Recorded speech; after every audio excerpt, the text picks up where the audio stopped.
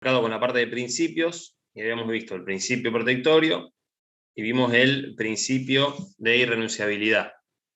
Vamos a retomar desde ahí, es donde dejamos. Vamos a tratar de terminar rápido lo que queda de esta unidad y así avanzamos con la siguiente. Bien. Previamente quiero hacer una pregunta. ¿Alguien se quedó pensando en algo? ¿Le quedó alguna duda de lo que vimos el otro día?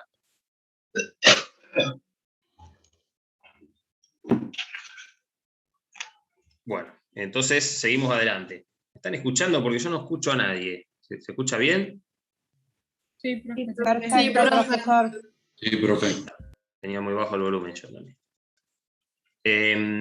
Vamos a seguir con los principios en orden de importancia, como los venimos viendo.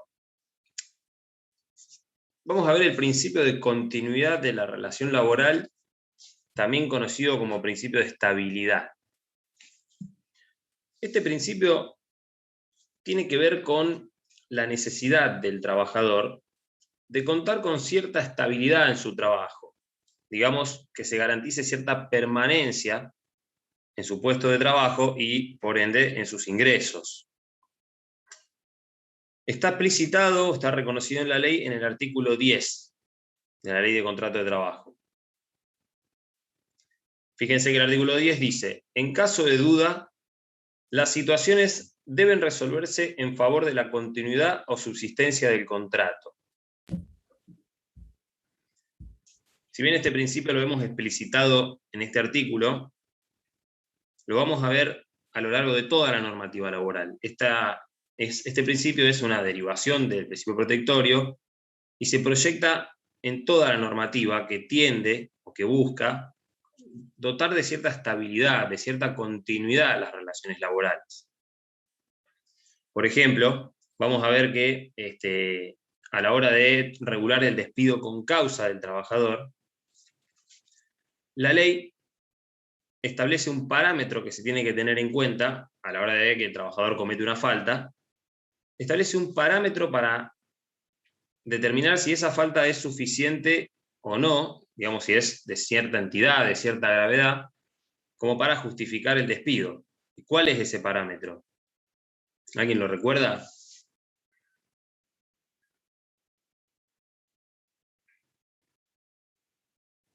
Bueno, de todas maneras ya lo vamos a ver más adelante cuando veamos despido, pero el parámetro que fija la ley en el artículo 242 es que esa falta o incumplimiento del trabajador sea de entidad como para impedir la prosecución del vínculo. Fíjense que acá lo vemos claro. La ley dice: no cualquier incumplimiento permite romper el contrato. Tiene que ser de entidad como para que impida la prosecución de la relación laboral. ¿Qué quiere decir esto? Que si hay incumplimientos de menor entidad, se puede aplicar otro tipo de sanción, se puede aplicar una suspensión, un apercibimiento. Pero para despedir, justamente el parámetro es ese. Además... Profe, disculpe. Sí. El incumplimiento, digamos, por ejemplo, una sanción que sería una suspensión o un despido, como dice usted, tiene que ser, si mal no entendí, en el momento, no tiene que haber pasado, digamos, sí, pero ese es otro tiempo. tema. Eso es otro tema. Cuando veamos el despido, vamos a ver todos los requisitos que tiene que cumplir. Ese que usted menciona se llama la contemporaneidad entre la falta y la sanción. Exacto, que debe ser Acá de lo que estamos hablando, es de la entidad que tiene que tener el incumplimiento o la falta como para justificar el despido. Y el parámetro que fija la ley es justamente que sea esa falta de tal entidad que no permita la prosecución del vínculo. Ah, perfecto. Gracias. O sea, no es lo mismo si el trabajador llegó tarde un día que si el trabajador agredió físicamente a un superior o le robó al empleador. No es lo mismo. Entonces, se los puse el artículo 242 como una manifestación, como un ejemplo de cómo el principio de continuidad está explayado en toda la ley. Además, el principio de continuidad es el principio que impone imperativamente el contrato de trabajo por tiempo indeterminado como contrato tipo. Vamos a ir viendo a lo largo de la ley que la ley promociona, la ley auspicia el contrato de trabajo por tiempo indeterminado. Si bien existen los contratos temporales, contrato a plazo fijo, contrato eventual, no son los contratos queridos por la ley. Por eso la ley les regula un montón de requisitos que tienen que cumplir, y ante el incumplimiento de alguno de esos requisitos, casi siempre la consecuencia es que el contrato se convierta en uno por tiempo indeterminado. ¿Y por qué se establece de esta manera? Bueno, porque la ley busca que el trabajador tenga cierta estabilidad en su empleo, que tenga cierta estabilidad en sus ingresos.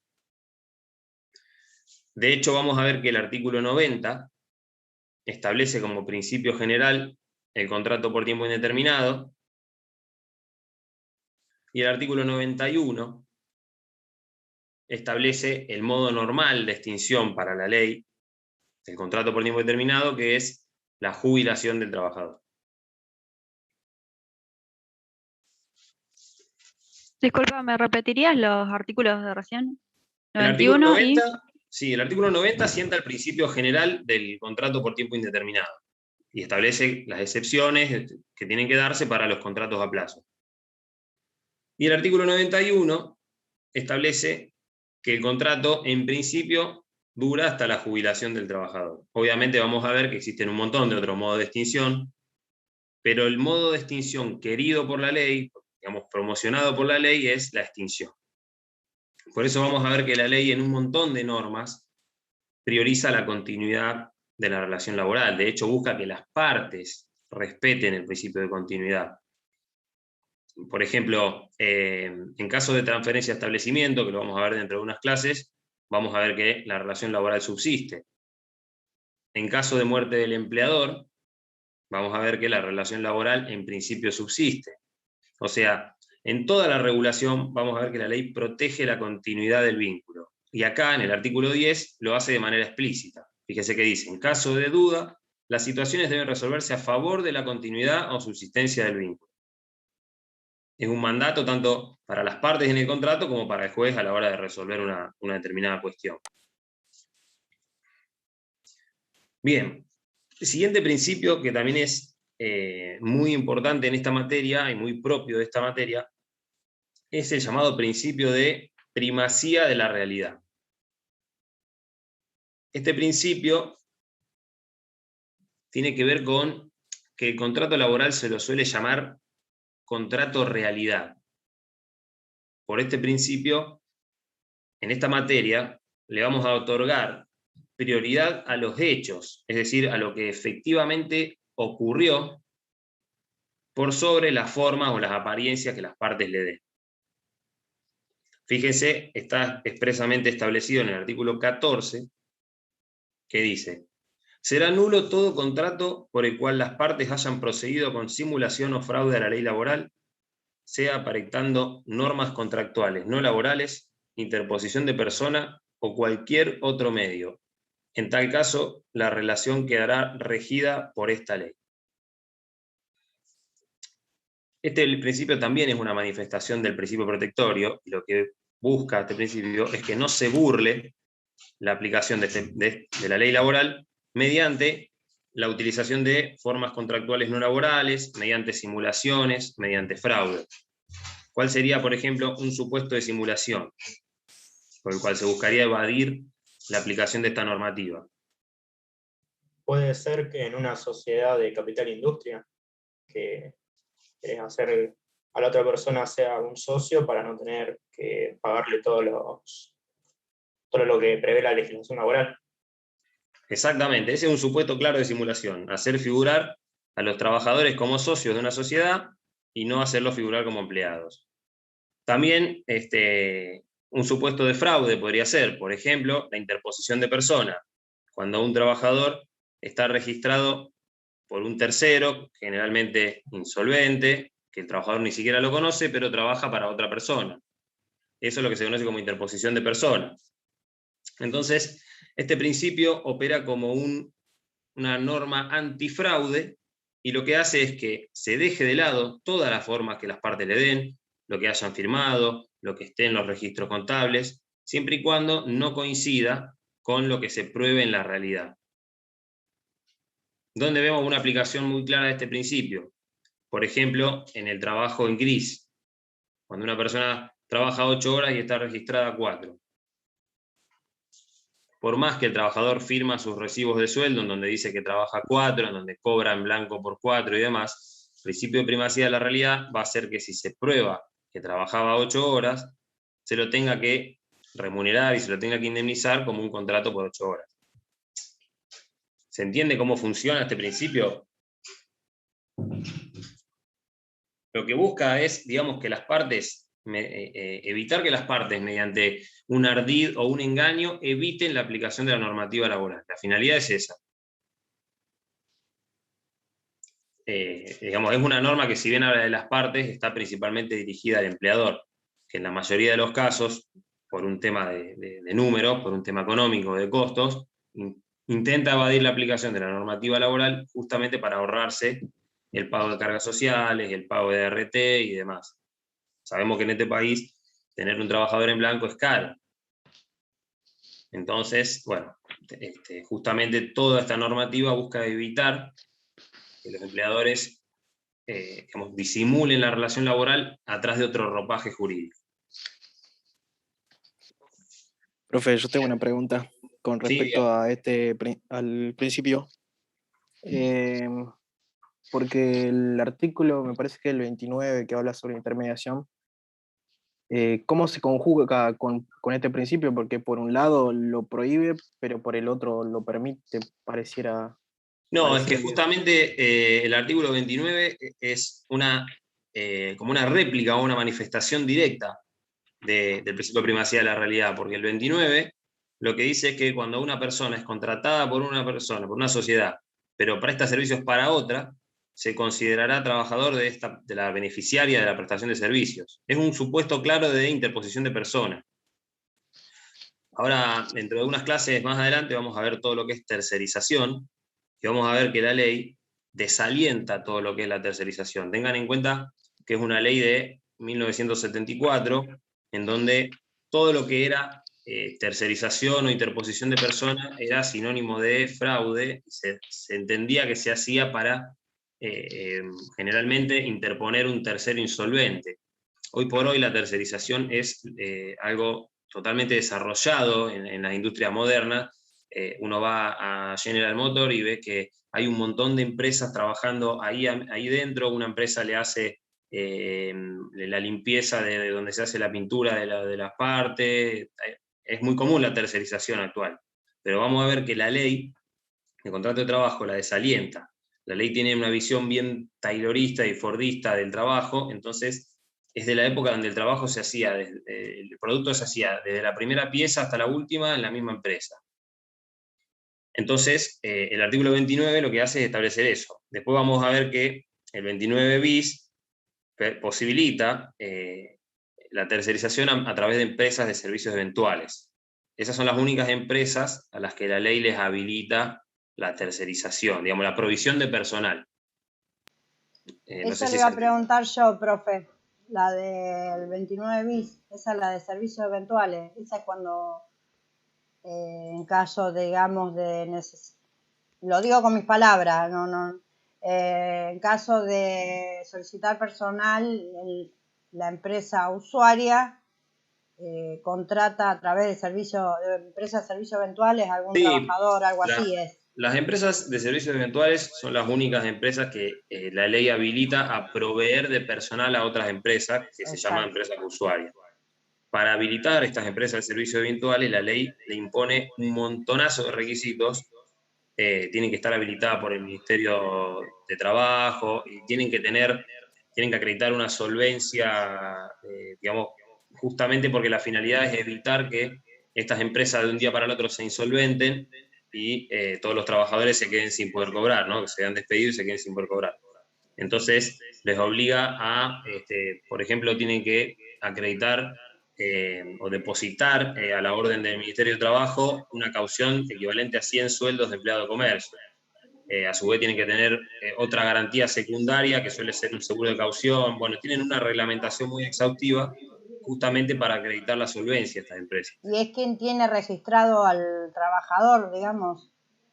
Sí, eso yo por ahí no me explayo porque no me quiero adelantar a todo lo que vamos a ver más Listo, adelante, listo. pero sí, en ese tipo de vínculo, el trabajador sigue trabajando para la empresa de servicios eventuales. A ver, está registrado por la empresa de servicios eventuales y la empresa de servicios Sí, eventuales lo presta a las empresas usuarias. Incluso puede trabajar un tiempo para una, otro tiempo para otra, pero su vínculo laboral siempre es con la empresa de servicios eventuales, bien. siempre y cuando no se verifique un supuesto de fraude, y en ese caso puede reclamar que lo registre la empresa usuaria, que es lo que en la mayoría de los casos sucede. Ya vamos a ver que los contratos eventuales tienen una reglamentación tan difícil que en la mayoría de los casos no se da, digamos, se terminan usando como un fraude. Bueno, seguimos con el tema principios. Vimos principio de continuidad, vimos principio de primacía de la realidad. Es importante para mí que estos dos principios los entiendan bien. Bueno, en cuanto al resto de los principios que nos quedan por ver, no son, digamos, no son de gran complejidad. Está el principio de buena fe, que está en el artículo 63. Dice que las partes están obligadas a obrar de buena fe, ajustando su conducta a lo que es propio de un buen empleador y un buen trabajador, tanto al celebrar, ejecutar o extinguir el contrato de la relación de trabajo. Es decir, que lo que hace el principio de buena fe es establecer un parámetro de conducta, así como en el derecho comercial existe bueno, en el derecho de familia existe el buen padre de familia y demás. Bueno, esto es, digamos, un parámetro de conducta que las partes tienen que respetar y que se toma mucho en cuenta a la hora de cuando hay conflictos. Después está el principio de no discriminación, que está en el artículo 17 de la ley. Prohíbe todo tipo de discriminación al trabajador por razones de sexo, raza, nacionalidad, religión, por motivos políticos, gremiales o de edad. Y ya vamos a ver que cuando veamos en la parte de despido, veamos despido discriminatorio, vamos a ver que la Corte, en un fallo que se llama Álvarez con Cencosud, habilitó la aplicación al contrato de trabajo de la ley antidiscriminación. Creo que es la 23.598, me parece que es, o 23.000, Perdón, 23.000 profe, algo. ¿en qué artículo está el principio de no discriminación en la ley El de artículo contratos? 17 de la ley. Gracias. Lo que decía que vamos a ver es que la ley amplió muchísimo todo, o sea, el artículo 17 terminó quedando hasta, termina siendo hasta muy corto, porque al habilitar la aplicación de esta ley, cualquier tipo de motivo discriminatorio, no solo los enumerados en el artículo, habilitaría, por ejemplo, a que el trabajador se considere en un caso de despido discriminatorio. Y de hecho, vamos a ver que la ley, al posibilitarse la aplicación de la ley antidiscriminación, posibilita que el trabajador solicite la nulidad del despido. La ley esta lo que dice es que el acto discriminatorio puede ser declarado nulo, por lo tanto, habilita que el trabajador solicite la reinstalación a su puesto de trabajo. Ustedes van a ir viendo a medida que vayamos avanzando con la ley que nuestra ley de contrato de trabajo trae un diseño en lo que hace a la estabilidad, de lo que se llama estabilidad relativa. ¿Qué es la estabilidad absoluta? La prohibición de despido. Es lo que hay, bueno, hoy por hoy con el tema de la pandemia. Hoy por hoy se puede decir que hay una estabilidad absoluta. Temporaria, mientras dure el decreto que prohíbe los despidos, pero hoy por hoy existe una estabilidad absoluta. Nuestra ley lo que trae es una estabilidad relativa. ¿Qué quiere decir eso? Protege la estabilidad, pero no la garantiza. Lo único que tiene estabilidad absoluta son los empleados públicos y los delegados gremiales. Me olvidé por dónde venía esto que estaba contando. No hay discriminación, el fallo. Claro, entonces la ley, en el diseño de nuestra ley de contrato de trabajo, la política legislativa que se tuvo en ese entonces para nuestro país, no posibilita que el trabajador despedido pida la reinstalación a su puesto, solo le permite cobrar las indemnizaciones. O sea, la ley intenta desalentar el despido a través del pago de la indemnización, pero no le da al trabajador la posibilidad de pedir la vuelta a su puesto de trabajo. En cambio, a través de este fallo, y aplicando esta ley, se posibilita que el trabajador despedido por motivos discriminatorios solicite la reinstalación a su puesto. Y esto además tiene una implicancia económica, porque el trabajador también va a poder pedir todos los salarios devengados desde el despido hasta la reinstalación. Bueno, después viene el principio de gratuidad. El principio de gratuidad básicamente lo que busca es que el trabajador tenga acceso gratuito a la posibilidad de hacer sus reclamos, digamos que no vea vedada la posibilidad de reclamar sus derechos por no contar con el dinero para iniciar un reclamo. Está en el artículo 20, dice, el trabajador o sus derechohabientes gozarán del beneficio de gratuidad en los procedimientos judiciales o administrativos derivados de la aplicación de esta ley, los estatutos profesionales o convenciones colectivas de trabajo. Vamos a ver que el trabajador, esto generalmente lo profundizamos cuando vemos procesal, que también en nuestro código procesal tenemos una norma que garantiza la gratuidad, pero el trabajador no paga tasa de justicia, no paga los tickets de cédula. Además, otra manifestación expresa de este principio está dado por la ley 23.000, no me acuerdo el número, pero hay una ley que le garantiza al trabajador la posibilidad de remitir los telegramas gratuitos a su empleador o a la entidad sindical. Seguramente ahí en el libro de Grisolía dice qué número de ley es, ahora no lo recuerdo, pero es 23.000 y algo. Entonces hoy por hoy el trabajador, si quiere enviar un telegrama a su empleador, no hace falta que pague una carta de documento que sale como 800 pesos, sino que tiene la posibilidad de enviarle el telegrama en forma gratuita. Hasta esa posibilidad le da la ley. Además, el artículo 20 dice que la vivienda del trabajador no va a poder ser afectada al pago de costas. O sea, le establece una protección adicional a la vivienda del trabajador. Supongamos que el trabajador pierde el juicio, no le van a poder rematar la vivienda para pagar las costas. Bien. Juan, sí. El número de ley es la 24.487. ¿Estás segura? Me parece que es un poco más anterior. Pero bueno, seguramente cuando veamos procesal la recordaremos. 23.789 me parece. Esa es, 23.789. Lo que pasa es que después se lo fue reglamentando, se fue ampliando. Primero era el telegrama solo dirigido al empleador, después se amplió para que pueda, hoy por hoy el trabajador remite prácticamente cualquier telegrama de manera gratuita. Le remite telegrama a la FIP, le remite telegrama a la RT, se lo fue reglamentando con bastantes leyes. Pero esa es la que dijeron, la 23.789, es la ley que le garantiza el telegrama gratuito. Bueno, después está el principio de progresividad. El principio de progresividad es un principio que apunta al avance legislativo, en el sentido de que se amplíe la protección a favor de la parte débil, a favor del trabajador. Este principio no tiene un reconocimiento expreso en la Ley de Contrato de Trabajo, sí está en varios tratados internacionales, está en el Pacto Internacional de los Derechos Económicos y Sociales, en la Convención Americana de Derechos Humanos, y además fue reconocido expresamente por la Corte en el fallo Aquino como un principio arquitectónico de esta materia. Básicamente lo que busca este principio es que no se dicten leyes laborales regresivas. Digamos, la protección de alguna manera de los derechos adquiridos, y está apuntado exclusivamente a la función legislativa. Bueno, los demás principios... Perdón, Juan, sí. ¿el principio de qué dijiste? Porque medio que se me cortó. Que el principio de progresividad está apuntado a la función legislativa y busca que no se dicten leyes regresivas en materia laboral. Gracias. Está reconocido en varios tratados internacionales.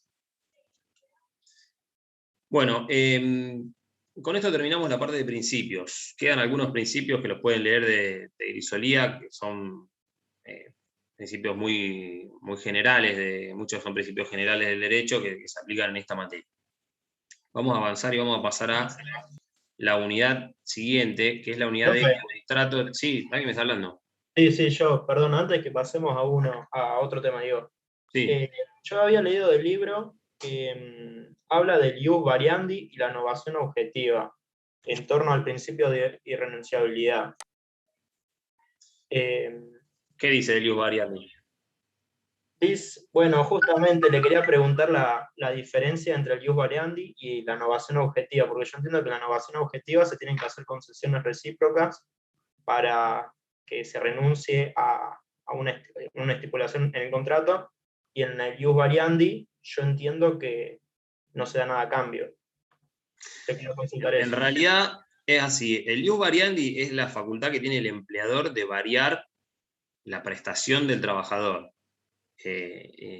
Puede variar en un montón de aspectos de la prestación del trabajador, puede pasar a que lo haga hacer otro trabajo, pero siempre que respete los elementos estructurales del contrato.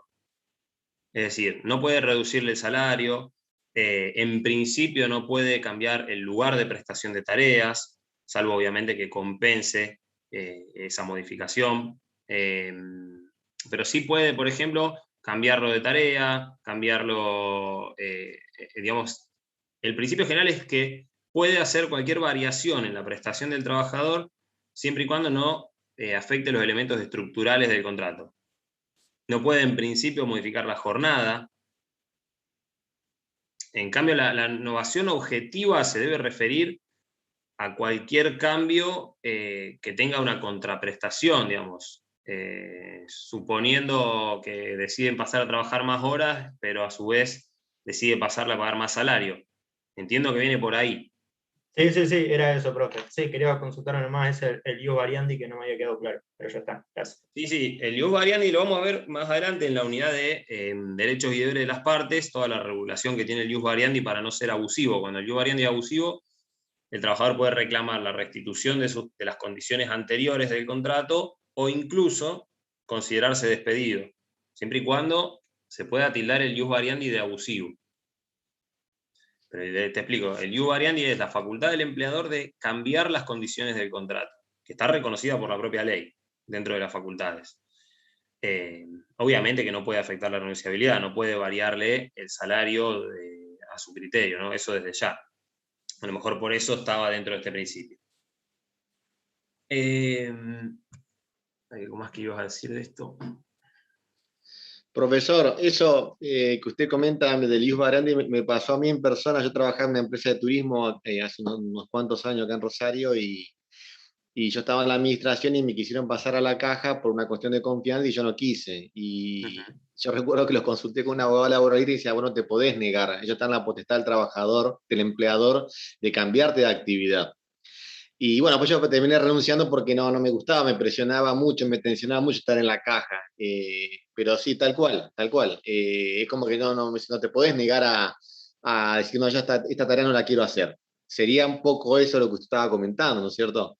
Sí, de hecho, la ley trata de una regulación bastante exhaustiva de hasta dónde el empleador puede avanzar y hasta dónde no, pero el cambio de tareas dentro del mismo establecimiento, casi en todos los casos tiene que ser tolerado por el trabajador, salvo obviamente que se lo pasa a una tarea denigrante.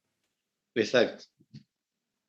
Tal cual. Pero bueno, siempre en todo lo que es ius variandi y en ese tipo de situaciones se ve el caso concreto, porque a lo mejor en el caso de usted había entrado a la empresa sin ninguna condición, pero a lo mejor un trabajador ingresa específicamente para un puesto y lo ponen en el contrato. Siempre hay que ver el caso concreto. Perfecto. Pero sí, ese caso es una aplicación clara de lo que vemos acá. Exacto, gracias. Bueno, vamos a pasar a la unidad de contrato de trabajo. ¿Qué es el contrato de trabajo? Con todo lo que hablamos en esta clase, me imagino que ya tienen una idea bastante acabada de qué es el contrato de trabajo. La ley lo define en el artículo 21. Este, chico, es uno de los artículos que, si bien no lo tienen que saber de memoria, es muy importante que lo entiendan y que lo puedan explicar con las palabras que usa la ley. Porque la definición es un poco larga, es muy abarcativa, de hecho algunos autores la critican porque dice que se pretendió abarcar todo y terminó quedando una definición demasiado larga y que no define nada.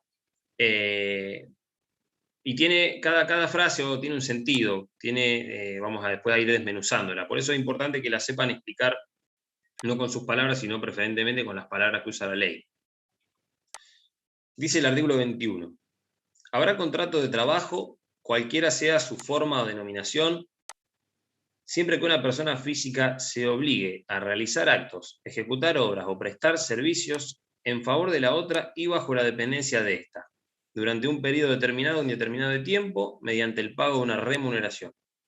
Sus cláusulas, en cuanto a la forma y condiciones de la prestación, quedarán sometidas a las disposiciones de orden público, los estatutos, las convenciones colectivas o los lados con fuerza de tales, y los usos y costumbres.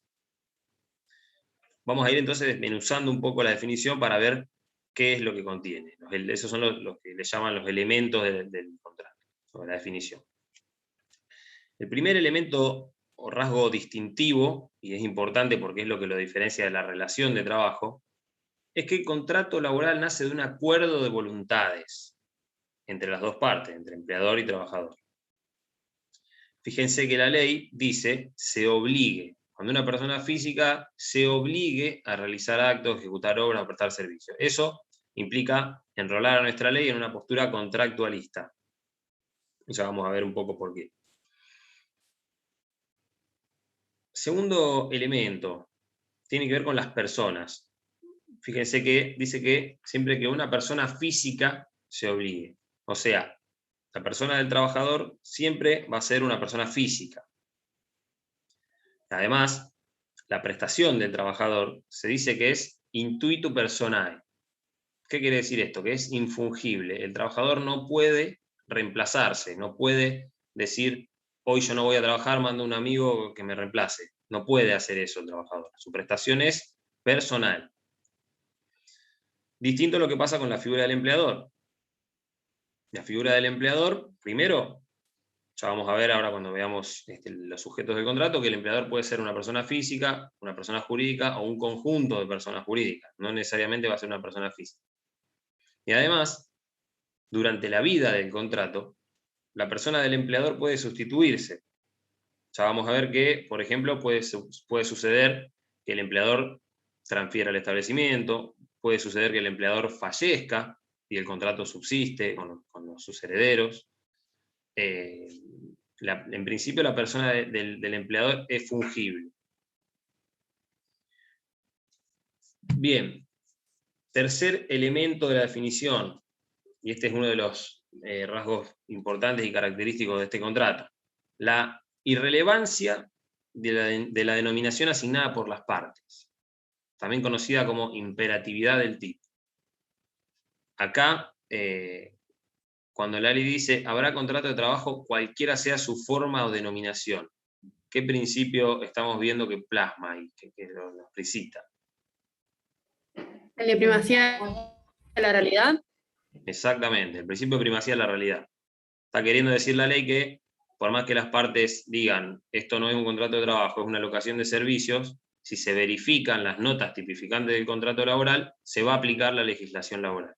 Eso es lo que está queriendo decir, explicita de esa manera el principio de primacía de la realidad. Acá hay una crítica o un comentario que querías hacerles. El Código Civil y Comercial nuevo, y ahí donde vemos que está redactada, está la mano de Lorenzetti, cuando regula algunos contratos, específicamente se encarga de decir que en ese tipo de contrato no hay contrato de trabajo, que no hay relación laboral. Por ejemplo, en el contrato de franquicia, en el contrato de locación de obra y de servicios, en el contrato de flete, en el contrato de corretaje, en el contrato de agencia. Esto es criticado por la doctrina laboral, primero porque no corresponde que una ley diga cuándo o no hay o no relación laboral. Y segundo, porque por el orden público laboral, estas normas que venimos viendo no pueden ser dejadas de lado. Por lo tanto, si en los hechos se verifica que existe una relación laboral y que existe un verdadero contrato de trabajo, no importa lo que diga la ley. No importa si la ley dice que en el contrato de agencia no hay relación laboral. Recientemente la Sala 2 de la Cámara de acá de Rosario sacó una sentencia contra RIMAX, en donde el trabajador estaba por un contrato de agencia y declaró la existencia de relación laboral. No es un tema unánime, son temas, todos estos temas son muy fronterizos, muy grises, y hay que ver siempre el caso concreto. La Corte de la Nación en el último tiempo, la mayoría de los fallos que ha sacado en temas dudosos han sido más regresivos. Por ejemplo, el año pasado salió un fallo en donde dijo que un trabajador que trabajaba para una compañía de seguros no era un trabajador en relación de dependencia. También el fallo RICA, que era el caso de un médico que trabajaba para, no me acuerdo si era el hospital alemán, que reclamó relación laboral y la Corte dijo que en ese caso no había. Pero insisto, la Corte en esto descarta cualquier posición dogmática. Siempre hay que ver el caso concreto. Así como en el fallo RICA dijo que un médico no tenía relación laboral con ese hospital, hay un montón de otros fallos en donde sí se ha verificado la relación laboral de un profesional, en este caso un médico. Pero bueno, lo importante, la definición... Bisotti, por ejemplo, sí. Sí, pero en el caso de Bisotti era distinto, porque Bisotti sí estaba registrado como trabajador. Ya sé, fue por otro caso, pero por ejemplo, Bisotti era director sí médico y claro, estaba anotado como empleado. Lo que se discutió en Bisotti fue... Es otra cosa, sí, el tema de despido. Claro, no, pero yo lo dije para dar el ejemplo que Bisotti estaba como médico, como director y que sí había relación laboral. Claro. Exactamente. Sí, ya yo lo dije por esa parte. Ese fallo que comentó la compañera es uno de los fallos, si no el fallo más importante de esta materia. Si bien el fallo estuvo acotado, o sea, el fallo resolvió una cuestión concreta que era la constitucionalidad del tope indemnizatorio en la indemnización por despido. Lo importante de ahí fue cómo la Corte delineó al trabajador como sujeto de preferente tutela constitucional y hizo un montón de citas a tratados internacionales, y a partir de ahí empezó una etapa donde la Corte dictó un montón de fallos, todos ampliatorios de derechos para el trabajador. Ya lo vamos a ver más adelante, pero ya que la compañera lo mencionó, para que tengan en cuenta ese fallo. Bien, seguimos con la definición. Yo lo mencioné por el tema de la relación laboral que había allí, no por el caso en concreto. Pero sí, en realidad la relación laboral en ese caso era como algo, no sé, no hubo discusión, la discusión era sobre el tope sí, pero como vos hablaste del fallo RICA, digo, distinto a Bisotti, que Bisotti sí tenía relación laboral. Sí, seguro. Eso. Bueno, seguimos adelante. Vemos también que la definición trae un elemento temporal. Dice, durante un periodo determinado o indeterminado de tiempo. Y esto también es desacertado, o alguna doctrina lo critica, porque, como les decía antes, cuando hablamos del principio de continuidad, la ley de contrato de trabajo no pone en pie de igualdad los contratos por tiempo indeterminado y los contratos temporales. La ley de contrato de trabajo auspicia el contrato por tiempo indeterminado. Busca que todos los trabajadores estén vinculados por contrato por tiempo indeterminado, que les garantizan la estabilidad, y los contratos por tiempo determinado son excepcionales.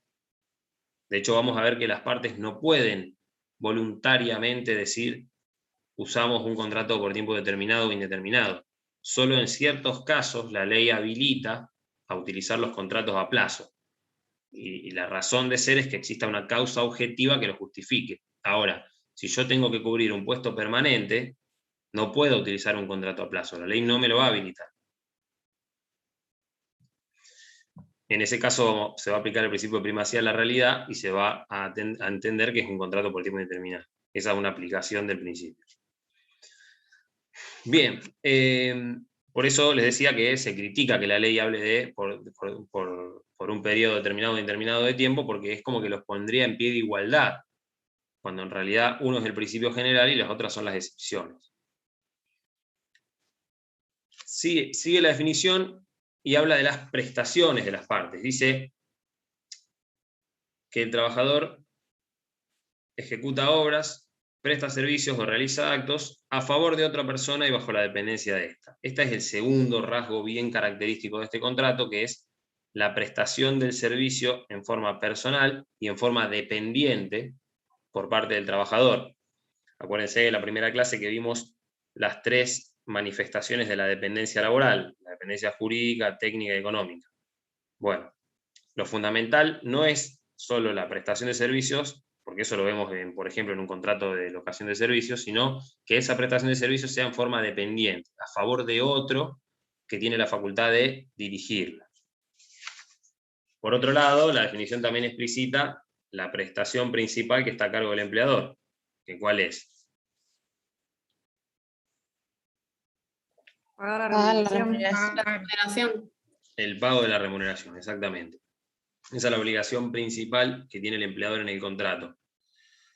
De hecho, vamos a ir viendo que la ley conceptualiza la remuneración con tan importancia, considera que tiene un carácter alimenticio, al punto de que el mero atraso en el pago de la remuneración ya autoriza al trabajador a considerarse despedido con causa, es decir, a extinguir el contrato por culpa del empleador, y por lo tanto reclamar las indemnizaciones. Bueno, y por último la definición dice: sus cláusulas en cuanto a la forma, condiciones de la prestación quedará sometida a las disposiciones de orden público, los estatutos, las convenciones colectivas. No hace más que explicitar que si se verifica en los hechos una relación jurídica como la descrita, se va a aplicar la legislación laboral. Por eso les decía que no tiene mucho sentido que el Código Civil venga y diga que en un contrato de flete no hay relación laboral, porque si se verifica que el fletero trabaja exclusivamente, bueno, la exclusividad no es una nota del contrato laboral, se puede trabajar para varias personas a la vez, pero trabaja para una persona que le provee trabajo, que le da órdenes, que le paga un salario, que le otorga las vacaciones, y bueno, evidentemente hay una relación laboral, independientemente de lo que diga el código. Bueno, ¿cuáles son los caracteres de este contrato? Esto sirve para diferenciarlo de otros tipos de contratos. Es un contrato consensual, porque se perfecciona con el consentimiento de las partes. Es un contrato bilateral, porque implica obligaciones recíprocas.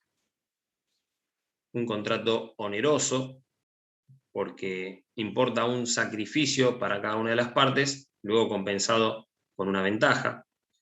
Esto tiene que ver con que tiene que existir cierta equivalencia entre las prestaciones, ¿no? El trabajo a cambio de dinero.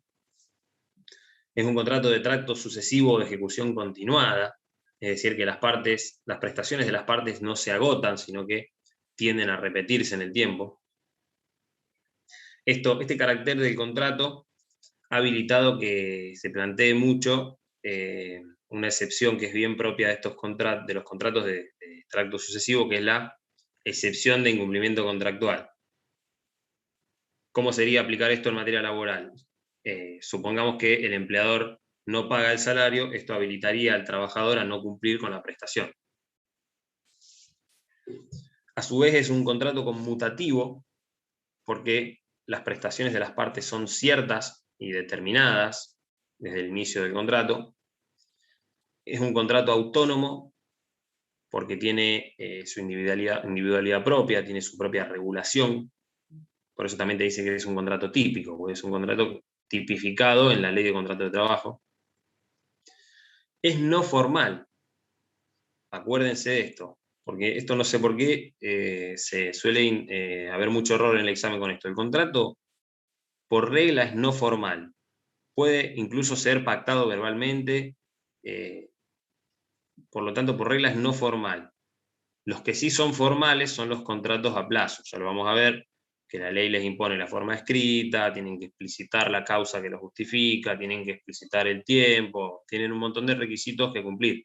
Pero el contrato de trabajo por tiempo indeterminado es no formal. Y por último es de carácter personal, eso tiene que ver con la prestación intuitu personal del trabajador, y de carácter dependiente. Ahora bien, vamos a ver lo que es la relación de trabajo y cuál es la diferencia con el contrato de trabajo. ¿Qué es la relación de trabajo? Está definida en el artículo 22 de la ley. Yo lo voy a leer y quiero que después algún compañero me explique cuál diferencia o qué encontraron de diferente con la definición de contrato de trabajo. El artículo 22 dice: habrá relación de trabajo cuando una persona realice actos, ejecute obras o preste servicios a favor de otra y bajo la dependencia de ésta, en forma voluntaria y mediante el pago de una remuneración, cualquiera sea el acto que le dé origen. ¿Cuál es la diferencia con el contrato de trabajo? La diferencia, para mí, que la persona realiza actos bajo la dependencia de otra persona, o sea, el trabajador realiza actos bajo la dependencia de otra persona. Puede haber un contrato verbal. No sé si va bien. No, pero es más concreta la diferencia. Está la efectiva prestación de trabajo. Exacto. Claro, porque puede haber relación, perdón. Muy bien, esa es la diferencia. Puede haber relación, al revés, puede haber un contrato de trabajo sin haber relación, ¿no? Ahora lo vamos a ver eso. Pero primero vamos a definir qué es la relación laboral. Así como decíamos al principio, que el contrato laboral es el acuerdo de voluntades, por eso les destacaba cuando la definición dice se obliga las partes. La relación laboral es la efectiva prestación de tareas, es lo que acontece en los hechos. Es cuando el trabajador efectivamente está en el establecimiento prestando tareas, cuando el empleador efectivamente paga la remuneración. Es decir, la relación laboral es algo que se verifica en los hechos, más allá de lo consensual. Entonces, ahí viene la pregunta que hacía la compañera. ¿Puede existir contrato de trabajo sin relación laboral? Sí, sí. Puede ser que la relación no haya comenzado, pero sí esté el contrato y se pacte la fecha de inicio. Exactamente. Se da cuando las partes celebran un acuerdo, en virtud del cual celebran un contrato de trabajo que va a comenzar a ejecutarse más adelante. Por lo tanto, existe el contrato, pero todavía no existe la prestación de tareas. Ahora bien, alguien tiene prendido el micrófono. Me parece que Nora. Ahí está. ¿Qué pasa cuando se produce un incumplimiento en estos casos? Esto lo regula el artículo 24 de la ley. Y dice que los efectos del incumplimiento de un contrato antes de iniciarse la efectiva prestación de servicios se juzgarán por las disposiciones del derecho común, salvo lo que expresamente dispusiera esta ley. ¿Qué quiere decir esto? Que si las partes pactan un contrato de trabajo que todavía no comenzó a ejecutarse y el mismo termina siendo incumplido por alguna de las partes, la ley no fija una indemnización, sino que remite al derecho civil. Es decir, ya sea el trabajador o el empleador va a tener que iniciar una acción de daños y perjuicios contra la otra parte, la que incumplió, para reclamarle y probar justamente los daños que ha sufrido como consecuencia de este incumplimiento. Esto o sea que iría por el derecho común. Exactamente. Esto puede pasar. Claro, porque no hay una relación de trabajo. Como no comenzó la relación de trabajo, no puede ir por la vía laboral. ¿Es por eso? No, a ver, la competencia va a ser laboral porque es un reclamo entre empleador y trabajador. Lo que no hay es una tarifa, como sí hay en el caso del despido sin causa. Que la ley tarifa la indemnización. En este caso, el trabajador va a tener que probar los daños que sufre como consecuencia de ese incumplimiento. En cambio, si el despido se produce una vez iniciada la relación laboral, lo que va a poder cobrar ahí es la indemnización por antigüedad, que está tarifada en la ley. No hace falta que pruebe el daño. Eso ya lo vamos a ver cuando veamos indemnizaciones. Lo que sí fija la ley en el mismo artículo, en el segundo párrafo, es que esa indemnización que se tiene que fijar, fundada en el derecho civil, no puede ser inferior a un mes de remuneración, un salario.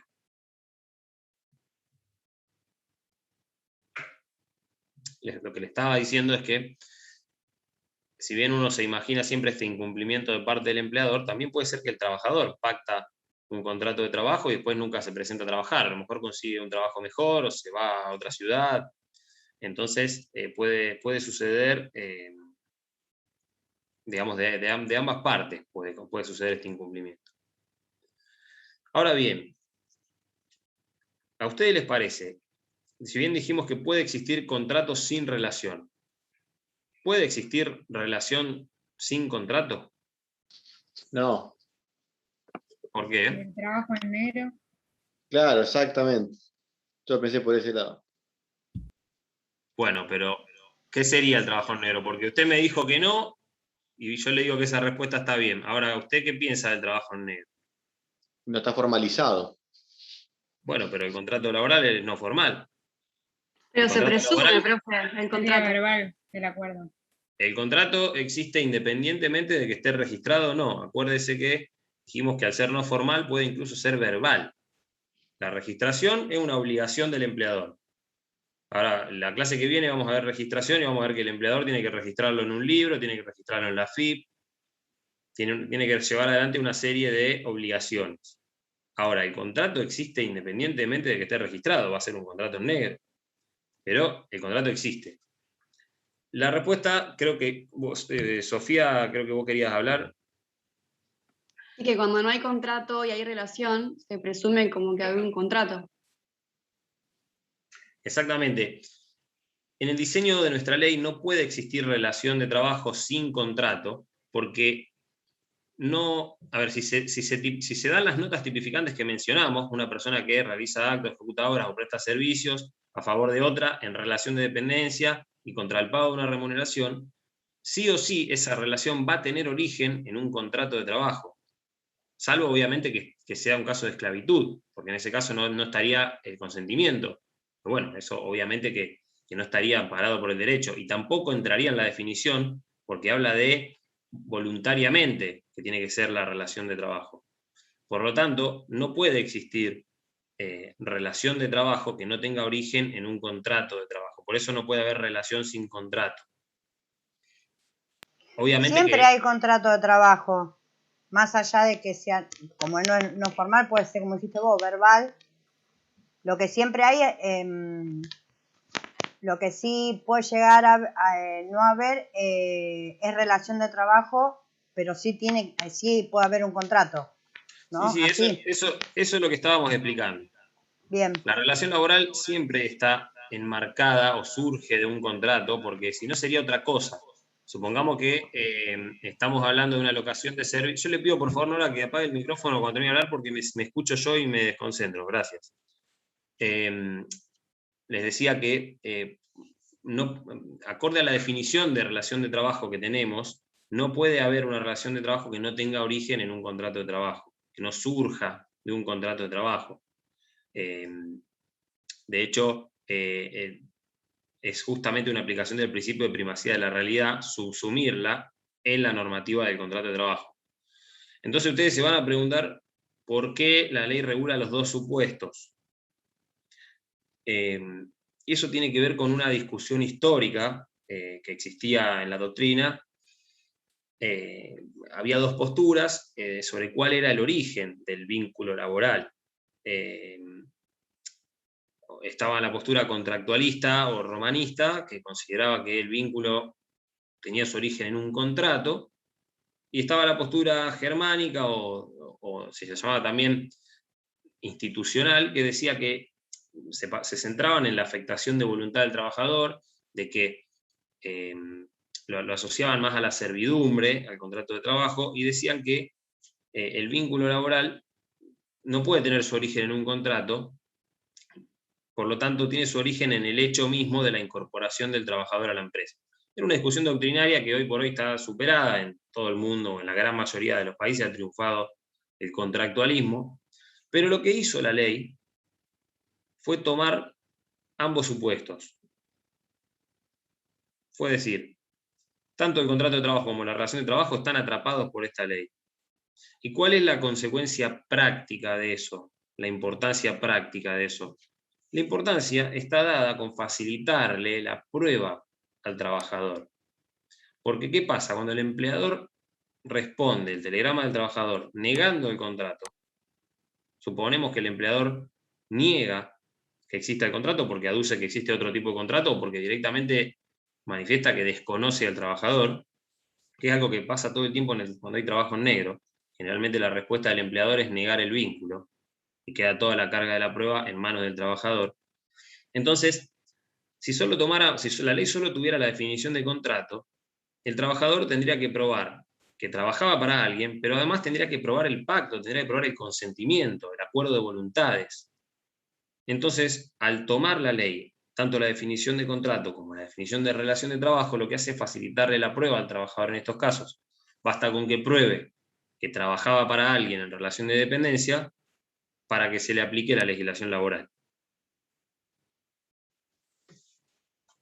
Además, algunos autores dicen que tuvo, en ese momento que se sancionó la ley, tenía también un sentido, la idea de darle un sentido abarcativo. En ese momento todavía existían estas discusiones doctrinarias y fue una manera de decir, bueno, la legislación laboral argentina abarca todo.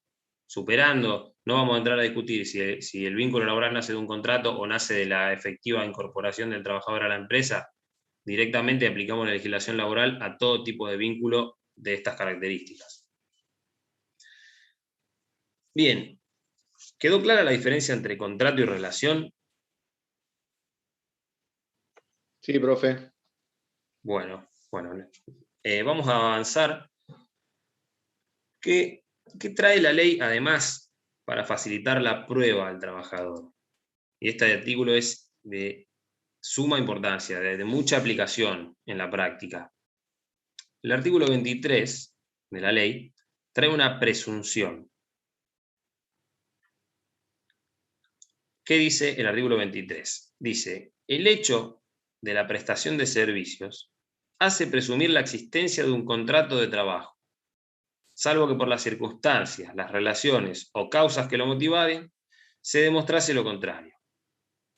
Dice, esa presunción operará igualmente aun cuando se utilicen figuras no laborales para caracterizar el contrato y en tanto por las circunstancias no sea dado de calificar de empresario a quien presta el servicio. Entonces, ¿qué es lo que trae el artículo 23? Que es súper importante, se utiliza muchísimo este artículo en la práctica. Lo que trae es una presunción que invierte la carga probatoria. ¿Cómo opera esto? ¿De qué manera trabaja esto? Cuando el trabajador tiene que probar el contrato de trabajo, se hace muy difícil la prueba de todos los elementos. Supongamos, en una relación en negro, ¿cómo pruebo yo cuánto ganaba? ¿Cómo pruebo yo mi antigüedad? Es muy difícil de probar todo eso.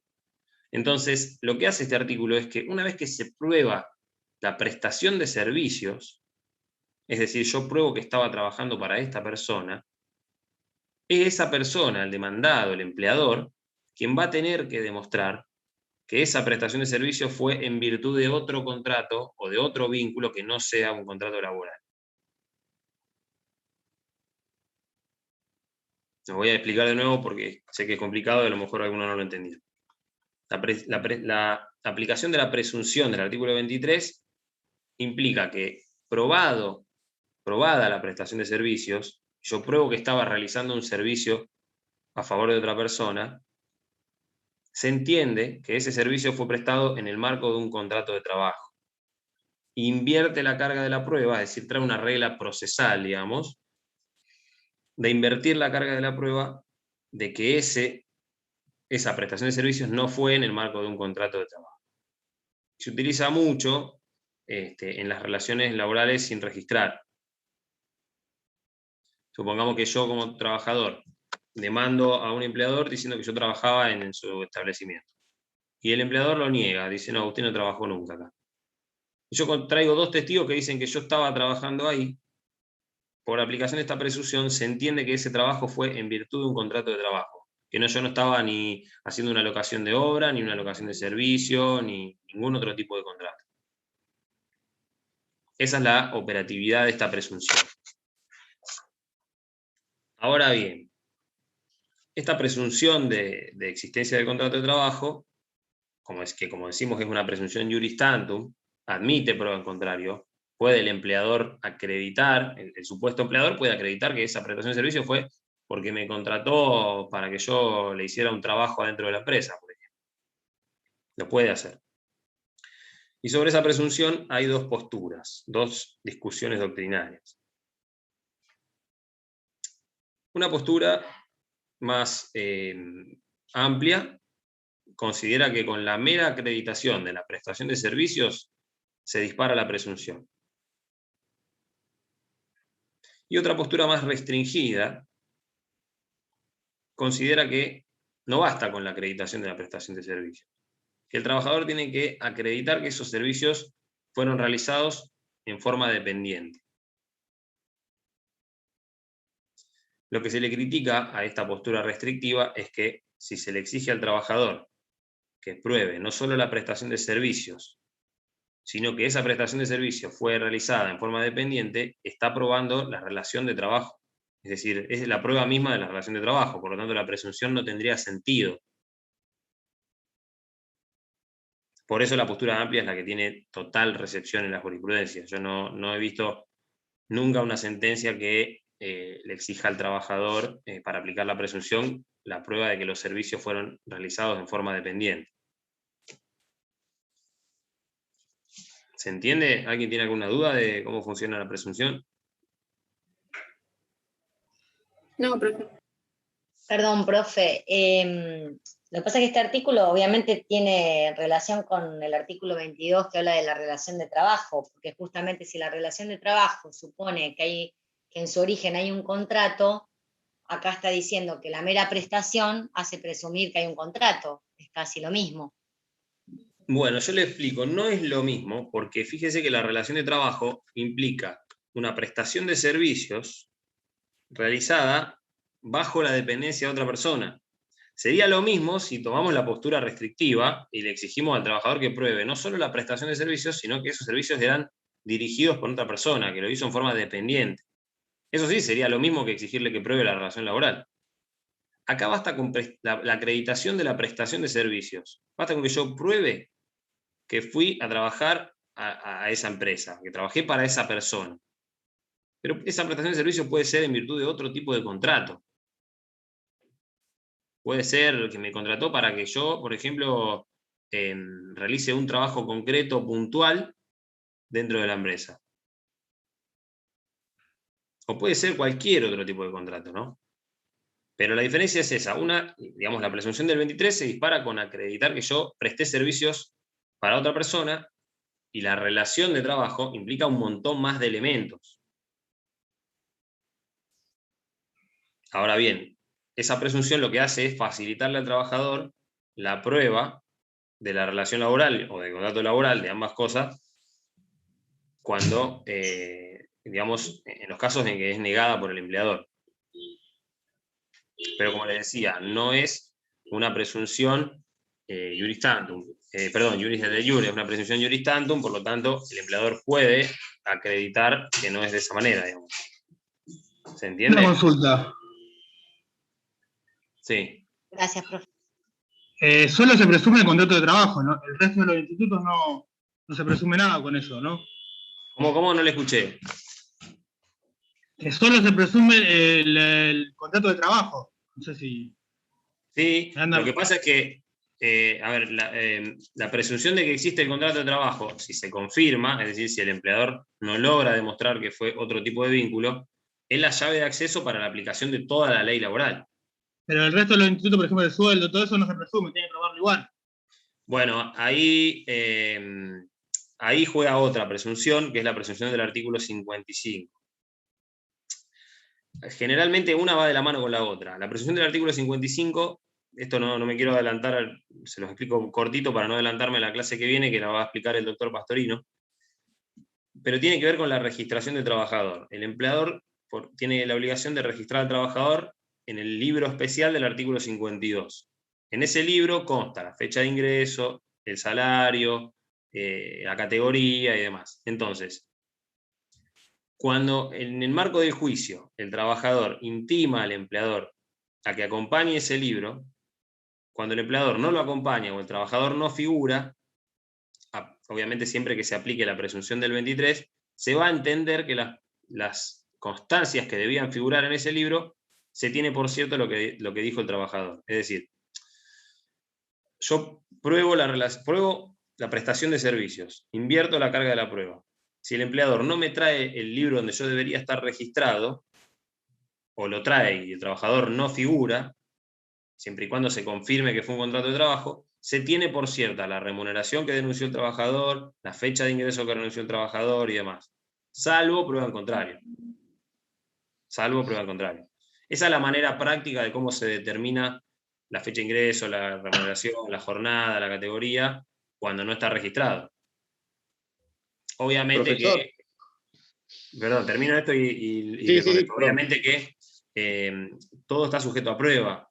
El empleador puede a lo mejor, a través de otra prueba, probar que no ganaba lo que dijo que ganaba o que no ingresó en la fecha que ingresó. Pero lo que hace es esta segunda presunción, es invertir la carga de la prueba de todos estos elementos o estas características de la relación laboral. Pero sí, es como dijo usted, esta presunción lo que hace es presumir que existe un contrato de trabajo. Ahora, todos los elementos de ese contrato, la fecha de ingreso, la remuneración, la categoría, los tienen que probar. Esta presunción lo ayuda a probarlo. Sí.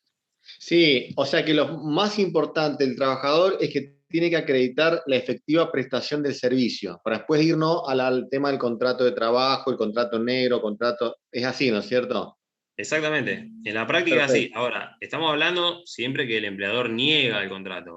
El típico caso es el trabajo en negro, pero puede también ser, supongamos, vamos a hablar de un caso de fraude. Supongamos que el trabajador está registrado, lo hacen anotar como monotributista, que esto es muy común. Por ejemplo, en los gimnasios, que la mayoría de los profes que atienden la sala están como monotributistas. Entonces eso es un fraude para evitar la aplicación de la ley laboral. En ese caso, bastaría con que este profesor de gimnasio pruebe, supongamos con otro compañero o trayendo de testigo a los que iban al gimnasio y demás, pruebe que trabajaba ahí, que estaba trabajando ahí, que estaba enseñando, dando clases de gimnasia ahí. Eso ya dispara la aplicación de la presunción. Perfecto. Sí, los fallos, el de Cairone y Rica se disputa esto, más o menos, que Sí. alegó que había prestación de servicios y después, bueno, los hospitales pudieron comprobar que en realidad era monotributista, básicamente. Exacto. En realidad, como les decía al principio, la Corte es totalmente casuística, porque está muy discutido si la aplicación de la presunción de 23 se puede aplicar a los profesionales o no. Cuando el trabajador es un profesional que puede también trabajar autónomamente, supongamos que el trabajador es un abogado. Supongamos que yo soy abogado, me recibo y empiezo a trabajar en un estudio jurídico. Ahora, yo estoy contratado, tengo un sueldo, tengo que cumplir un horario y tengo que seguir las órdenes que me dice mi jefe. Ahora bien, yo no estoy anotado como empleado en relación de dependencia. En este caso, parte de la doctrina dice que al ser un profesional autónomo no se aplica la presunción de 23. Y yo voy a tener que probar que yo en realidad no era o socio o otro abogado del estudio y demás, sino que era un empleado de este estudio de abogados. Sí, es como decía la compañera, hay toda una discusión en torno a los profesionales si se aplica. Con los médicos son los casos más comunes. Hay cualquier cantidad de fallos a favor y en contra. Pero como les digo, la Corte, tanto en Cairone como en Rica, dijo que en ese caso concreto no había relación laboral. Pero siempre hablando del caso concreto. ¿Se entendió? ¿Alguien quería preguntar algo más de este tema que me pareció que alguien había querido hablar?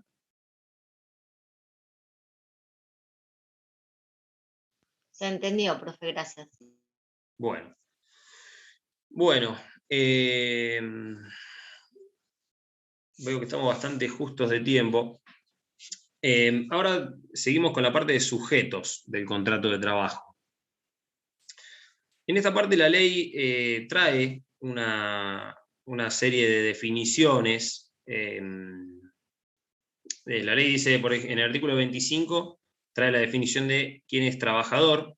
Dice que se considera trabajador a los fines de esta ley a la persona física que se obligue a prestar servicios en las condiciones previstas en los artículos 21 y 22 de esta ley, cualquiera sea la modalidad de la prestación. O sea, que la ley básicamente lo que dice es que el trabajador tiene que ser una persona humana y que tiene que tener capacidad jurídica. Por lo tanto, el derecho de trabajo no considera trabajadores a los incapaces, a los autónomos, ni tampoco a las entidades colectivas. Y además la definición hace una referencia al carácter personal de la prestación.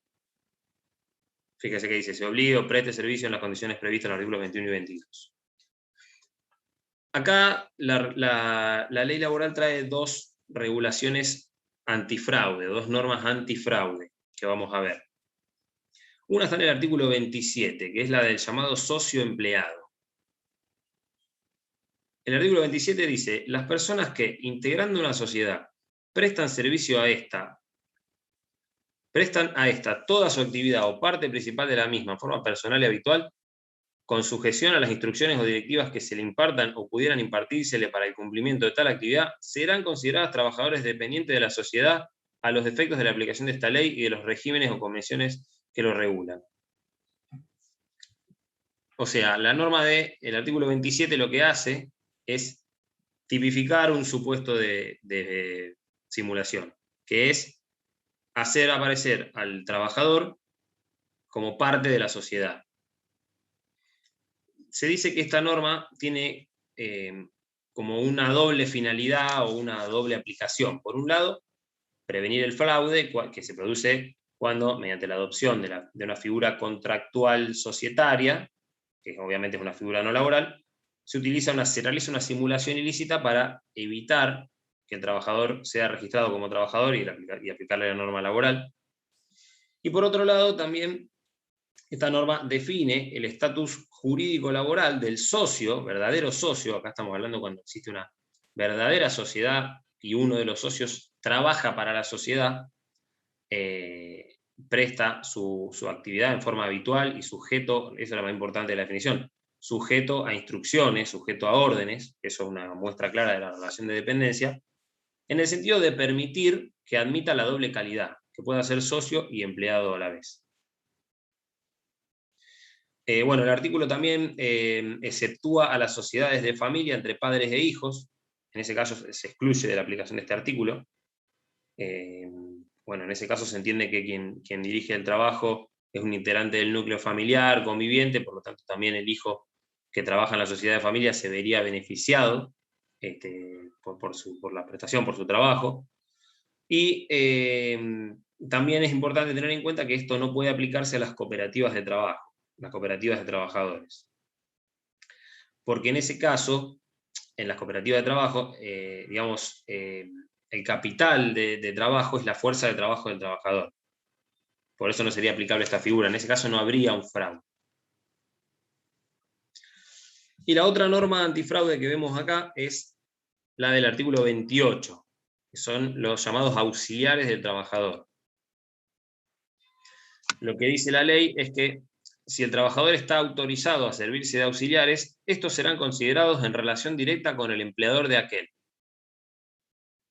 salvo excepción expresa prevista en la ley o en los regímenes legales o convencionales aplicables.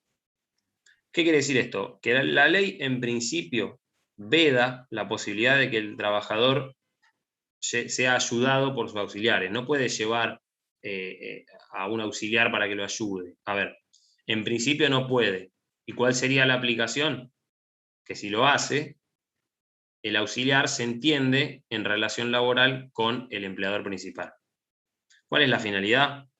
Otra norma antifraude, evitar que se haga figurar al auxiliar como auxiliar del trabajador, cuando en realidad es un verdadero trabajador que también debería estar registrado, ¿no? Digamos, ese es un supuesto de lo que se llama interposición de persona. Yo lo hago aparecer como que es en realidad un auxiliar del trabajador y en realidad es un trabajador en relación de dependencia. ¿Se entiende? Yo lo estoy explicando un poco rápido para tratar de avanzar, porque nos queda bastante por ver. Perfecto, profe. Estas dos normas básicamente son manifestaciones del principio protectorio, donde se tipifica un supuesto de simulación o de fraude y se intenta justamente evitar aplicando la normativa laboral. Bueno, después la ley define la persona del empleador. ¿Quién es empleador? Dice, se considera empleador a la persona física o conjunto de ellas o jurídica, tenga o no personalidad jurídica propia, que requiera los servicios de un trabajador. Fíjense que la persona del empleador es la persona que organiza y dirige el trabajo prestado por el trabajador.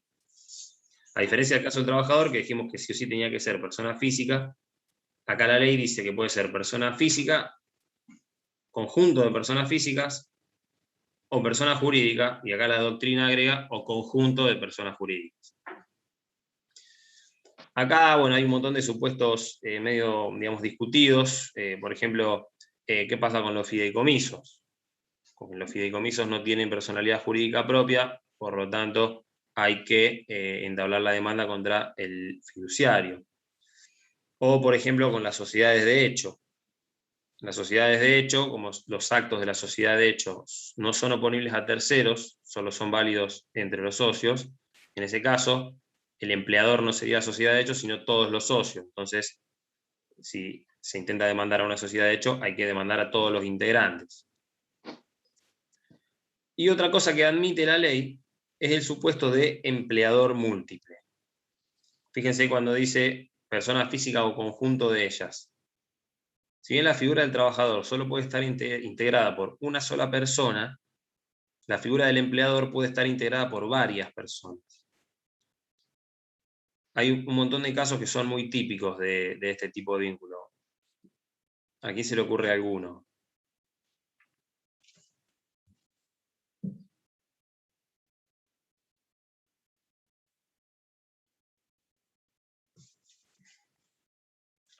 ¿Podés repetir, profe? Les decía que la ley admite en la figura del empleador el supuesto de lo que se llama empleador múltiple. Y el empleador múltiple es cuando la figura del empleador es un único vínculo, es decir, un único contrato de trabajo, en donde la figura del empleador está ocupada por más de una persona. Les preguntaba si que se le ocurría algún ejemplo típico de esto. En caso más común es en el caso del servicio doméstico, cuando se presta en la casa de un matrimonio. En ese caso, los empleadores generalmente son los dos. Entonces se los suele demandar a los dos. No hay que confundir empleador múltiple con pluriempleo. Que como les decía antes, como el contrato laboral no tiene la nota de exclusividad, admite que un mismo trabajador tenga varios empleos. Entonces, empleador múltiple es cuando hay un solo contrato que tiene varios empleadores. Pero empleador pluriempleo es cuando el mismo trabajador tiene varios trabajos. Son dos cosas distintas. Bueno, vamos a seguir con estas definiciones que trae la ley. La definición de empresa la encontramos en el artículo 5. Dice, a los fines de esta ley se entiende como empresa la organización instrumental de medios personales, materiales e inmateriales, ordenados bajo una dirección para el logro de fines económicos o beneficios. Es decir, la empresa es el conjunto de medios, ya sea instrumentos de producción, como maquinarias, herramientas, medios inmateriales, como medios intelectuales, tecnología, y acá vemos lo que es la habilitación de la fábrica, patentes y demás, y personales, que son los recursos humanos destinados al logro de los fines de la empresa. Y acá, bueno, cuando les hablaba recién del caso del servicio doméstico, que ya vamos a ver el estatuto especial que tienen, lo que justificó justamente excluir al servicio doméstico de la ley de contrato de trabajo era que se decía que en ese tipo de vínculo el empleador no tiene empresa. El empleador no tiene un fin de lucro en la actividad. Por eso se justificaba la exclusión del régimen de la ley de contrato de trabajo.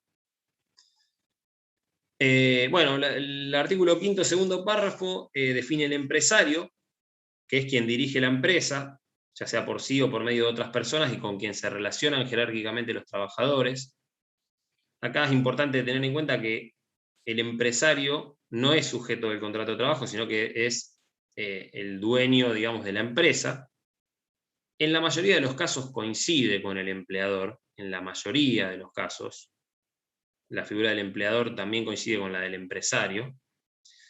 Pero puede ser que un empresario no sea empleador, porque no tiene trabajadores, o puede haber un caso de empleador que no es empresario, como el caso del contrato de servicio doméstico. Si bien la ley trae todas estas definiciones que no tienen mayor aplicación práctica, por eso las paso tan rápido, en la mayoría de los casos coincide la figura del empleador, que es quien contrata al trabajador, quien toma los servicios del trabajador, y del empresario, que es el titular de la empresa, de los medios de producción. Por último, la ley define establecimiento. Este artículo sí es importante. Dice, se entiende por establecimiento la unidad técnica o de ejecución destinada al logro de los fines de la empresa, a través de una o más explotaciones. Bueno, acá hay que decir que la ley... Profe, disculpe, ¿qué artículo dijo? El artículo 6. Empresa y empresario está en el artículo 5, establecimiento está en el artículo 6. Es la unidad técnica o de ejecución destinada al logro de los fines de la empresa, a través de una o más explotaciones. Este concepto de establecimiento hace referencia al lugar físico donde la empresa desarrolla su actividad. Después, cuando veamos transferencia de establecimiento, vamos a ver que la empresa puede tener una o más explotaciones en un mismo establecimiento. Fíjese que ahí el artículo dice a través de una o más explotaciones, y la explotación tiene que ver con una actividad que realiza la empresa en el establecimiento, y que pueden ser separadas unas de otras. Si en un mismo establecimiento se realizan más de una actividad que pueden ser autónomas, se posibilita, por ejemplo, la transferencia de una actividad en la medida que sea escindible del establecimiento. Sin embargo, como les decía, como la ley está pensada para el modelo productivo de la década del 70 y el tipo de empresa que existía en esa época, hay un montón de actividades de contratos laborales en donde se desdibuja la figura del establecimiento. Por ejemplo, hemos tenido fallos en donde, en el caso de un taxista, se ha dicho que el establecimiento era el mismo taxi. O, por ejemplo, en casos de empresas navieras, el mismo buque de carga ha sido el establecimiento. Y bueno, se plantea una controversia con qué es lo que pasa en el caso del teletrabajo. Una figura que fue incorporada el año pasado a la ley, reglamentada este año, en realidad, porque la ley mucho no dice y surge todo el decreto reglamentario, ya lo vamos a ver más adelante cuando veamos modalidades.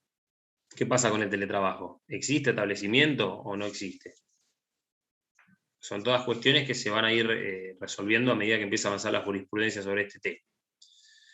Y por último, en cuanto al establecimiento, es importante tener en cuenta que la figura del establecimiento es tomada también por otras normas.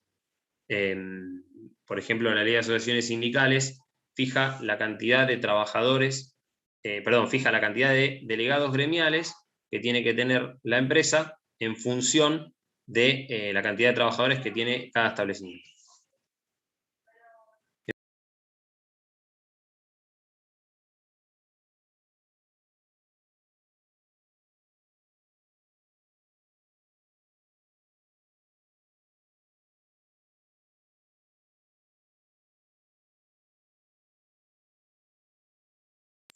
Ahí estoy, perdón.